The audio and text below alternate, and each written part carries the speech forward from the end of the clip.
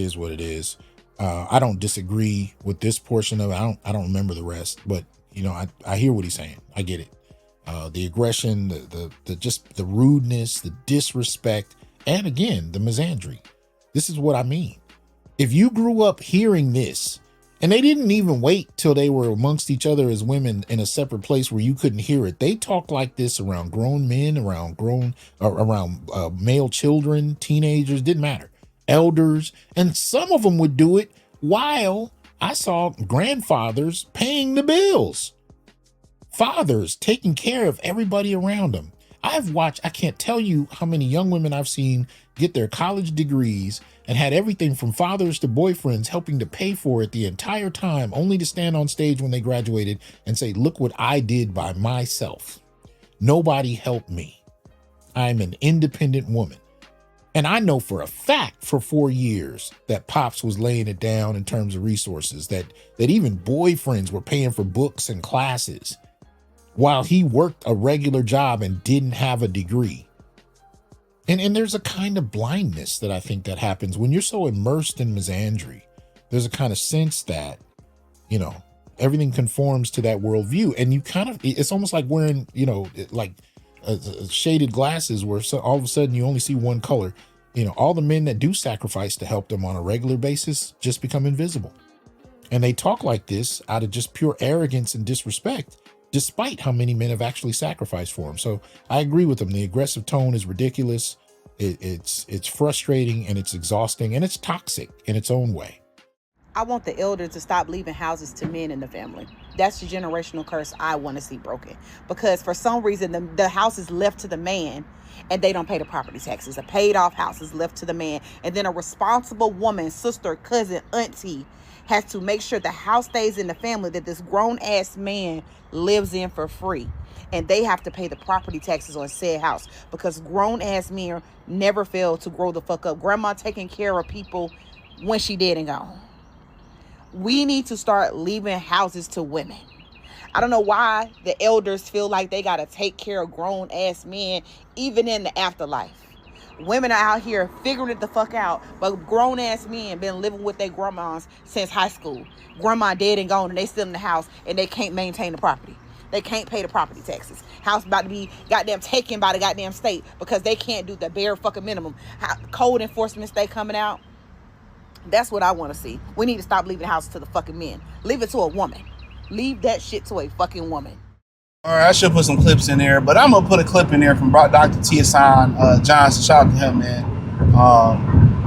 And it's this belief that when women say, "Or I did it on my own," and you hear a lot of rappers say that too, but I'm just gonna keep it on the women. Oh, I did it on my own, and I don't need no man, and I started my business, I got my degree on my own, and women be lying about that crap. A lot of these women companies were started from their father's money, their boyfriend support money. See, one of the, especially Keisha dreams, is to find a dope boy that can give her some money to help start her wig business, her hair business. Most female businesses, most generational wealth is passed down from men. And if a woman passes it down, it came from a man most of the time. Women don't pass nothing down. When have you seen the influx of women buying their mother homes? Even really cars like that. Every now and again, you may see it. When black men get on, or men in general get on, the first thing they do is take care of their parents. They take care of their mother. They take care of their mother. How many times you see dudes get drafted and they take care of their mother? Big Sean, what do? He bought his mother a house when he got on. Pretty sure Kanye West did something similar. Jay-Z did something similar. And then you got a lot of brothers. That's, that ain't in entertainment, that took care of their parents and make sure their parents was good. You know what I'm saying? You don't really see women doing that because women are selfish in nature. They're selfish in nature.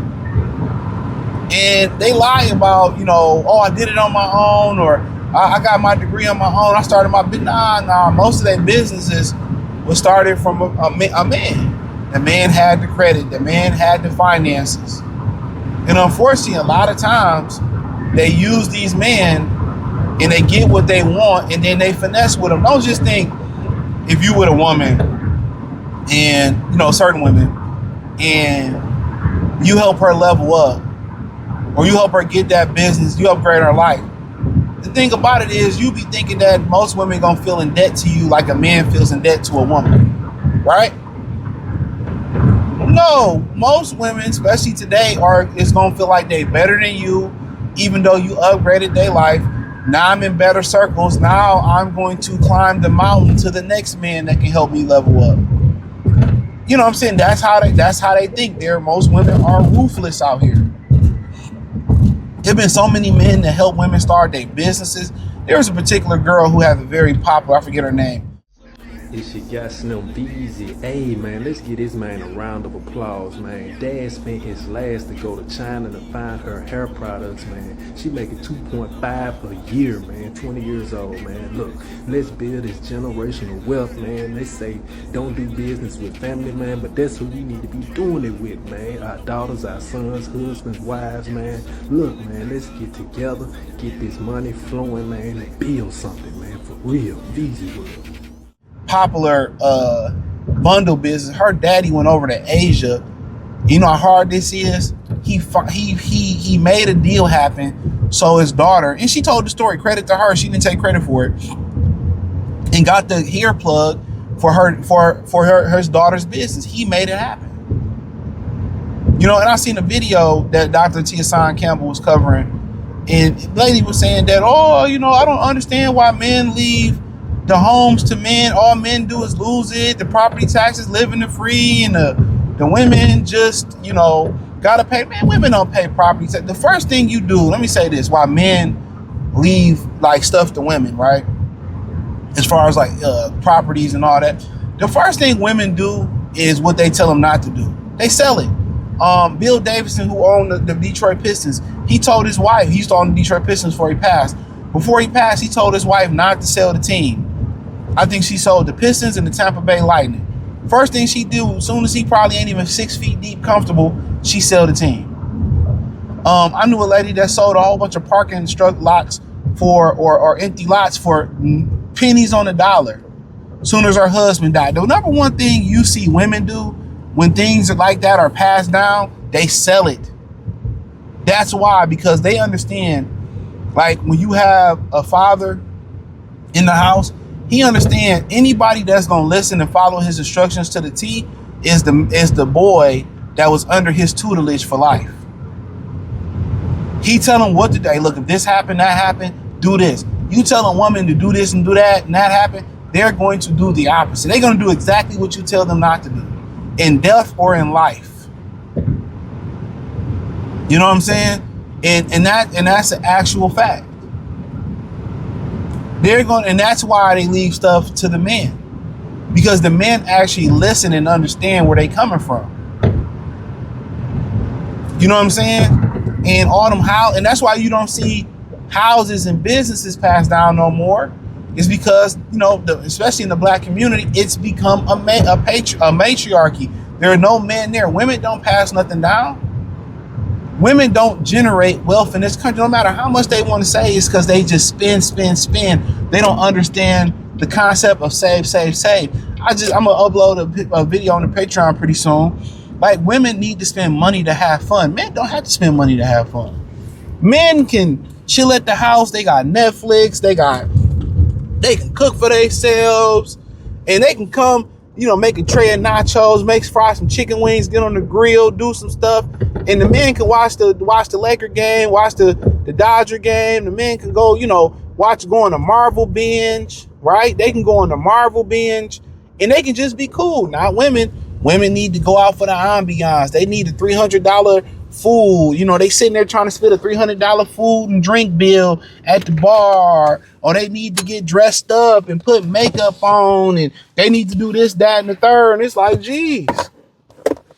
Men are simple. Men can just be at the crib. Men can be happy just cutting their grass at the crib. Men can be happy, you know, putting the motor in. Men can be happy, you know, just sitting there, you know, talking about, oh man, remember this time we did this? No money need to be spent. You know, men are happy. Men are cool not spending no money. Now, every now and again, the dude might be like, man, I'm up. You know, I want to go do this, that, and the third. They'll do it. But back on point, you know, when women, it's like, they be saying, oh, I don't need no man for this. And I did this on my own and I got it on my own. I ain't need no man. F a ninja and all that. They say all that type of shit. But it's a man always behind them helping. That's why I don't really get into the misandrous shit. That's why a lot of the misandrous, the ones that talking about that push hate man content, censor man content, they always got a real nigga Johnson in their mouth. They always got a real ninja Johnson in their mouth. You turn off the cameras and you always see they begging, they cooking, they cleaning, they folding ninjas' clothes, or they wish they could, or they going into a bottle of wine. I don't really believe in that, bro. Soon as these men not in their life, they lost. Body count high, bills going up. They gotta move in with somebody, go to the shelter. Come on, let's keep it a bean. It's a lot of lies that be told about women. Oh, we don't need men. Okay, cool. And then where did all the men go? Why don't the men talk to us? And oh my God, you know, come on. Let's go. The biggest lies they be pushing, man. Hit the link in the description, join the Patreon. And if you're just now finding out about me because of who my child's father is, thank you to that man. Before any of this, I was 16 years old, living in small-ass Savannah, Georgia, with no money, no platform, no nothing. Small platform, but no baby daddy, no nothing before any of this. So please, like, this is just excuses. This is excuses. I didn't have none of this shit. I ain't have the ass, the nothing.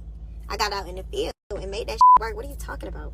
And y'all always trying to find excuses for people's success. Sometimes that shit just, like, in somebody's destiny, regardless of who a person was to meet, do, where they moved, like, that should just be written already. Like, what the is wrong with y'all? I say all that to say, you don't have to have none of this shit to see something bigger for yourself. It all starts with a vision. It all starts with a dream. Make it your reality. Like, we write our own stories. I knew just what I had to do in order to get to where I'm at. And I did that. And yes, it was not easy. I had to go through a lot to get to this point. But it was all worth it. So stop. Like, you can do it too. I say all that to say, you can do it too. Like, stop trying to make excuses and find reasons for why people are where they're at. Because 16, y'all, I'm about to be 27 in a couple days. It did not happen overnight. Amor Jada wouldn't have made it off the ground if it wasn't for the platform you got after.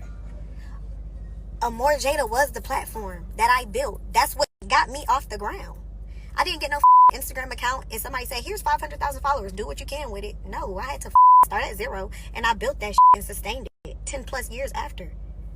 Y'all, I sent my dad to China with the money I made off my hair.